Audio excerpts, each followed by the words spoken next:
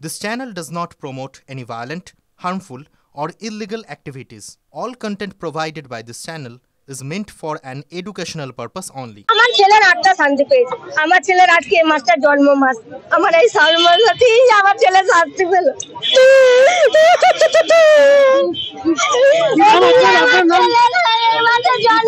একযোগে 7 জনকে ফাঁসির সাজা শোনালো আদালত।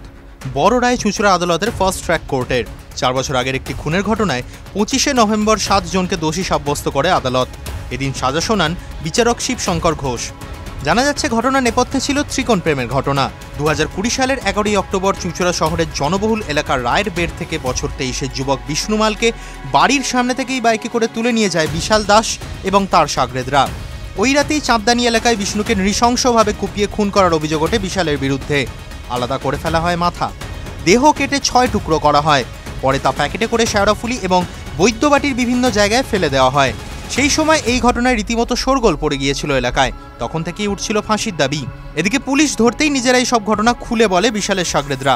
পুলিশি জেরায় বিষ্ণুর দেহের কেটে ফেলা অংশ কোথায় কোথায় ফেলা হয় তা জানায় দুষ্কৃতীরা। সেই রেশ ধরেই বাকি দেহাংশের খোঁজ মিললেও কাটা মাথার খোঁজ মেলেনি। এদিকে তখনও ধরা পড়েনি বিশাল।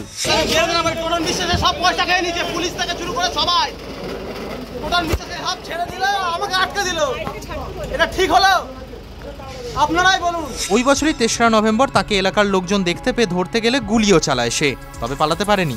চন্দননগর থানার পুলিশের হাতে ধরা পড়ে যায় সে, আনা হয় চুঁচুড়া থানায়। সেখানেই কাটা মাথা কোথায় ফেলেছে তার সন্ধান দেয় পুলিশকে।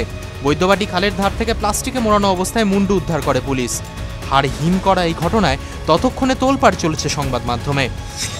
বলবো 3.5 বছরের আমাদের লড়াই, আমাদের ইনভেস্টিগেটিং এজেন্সি থেকে শুরু করে প্রসিকিউশন প্রত্যেকেই আমরা পেনস্টিকেনলি মানে 34টা সাক্ষী আমরা করেছি এবং একটা মেয়ে নিয়ে সম্পর্কটা, একটা মেয়েকে বিষ্ণু ভালোবাসতো এবং অসহায় একটি বাচ্চা ছেলে, অল্প বয়সী ছেলে, তাকে তুলে নিয়ে গিয়ে 9 জন মিলে তারপর তাকে প্রথমে গলায় গামছার ফাঁস দিয়ে মারে, তারপর তার বডিটাকে 6 টুকরো করে।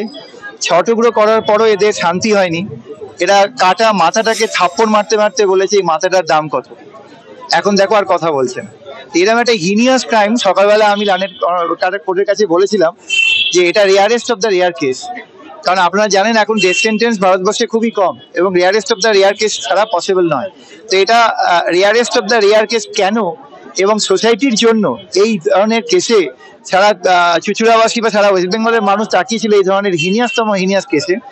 এবং আমরা স্টেটের তরফে আজকে একটা প্রমাণ করতে পেরে মানুষের কাছে এই মেসেজটা হয়তো নিয়ে যেতে পেরেছি যে ক্রাইম নেভার পেজ, এবং এই ধরনের ক্রাইম যারা করতে পারে মানে সোসাইটিকে শিউরে দেওয়ার মতো ক্রাইম, এইভাবে একজনকে মারা এবং তারপর দেহ 6 টুকরো করে বিভিন্ন জায়গায় ছড়িয়ে দেওয়া, পুকুরের থেকে মাথা পাওয়া যাচ্ছে, হাত কাটা পা পাওয়া যাচ্ছে দিল্লি রোডের বিভিন্ন অংশ থেকে।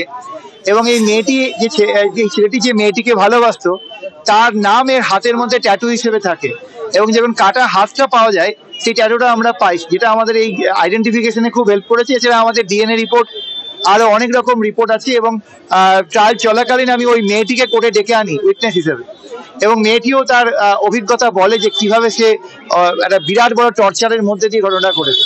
তো আজকে যাই হোক, আমাদের এই মামলাতে আমাদের 7 জনের ফাঁসি হলো।